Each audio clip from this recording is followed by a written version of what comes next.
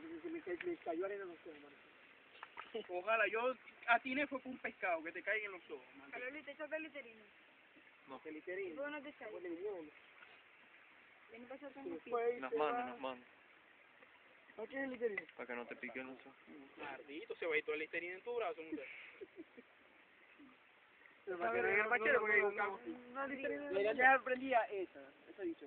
Se alumbra bastante. Pero es que no se llama aprender, que tiene dándole a los botones aquí. No aprendemos eso. En los pies. Pero activar. La gora tiene una cara de preocupación.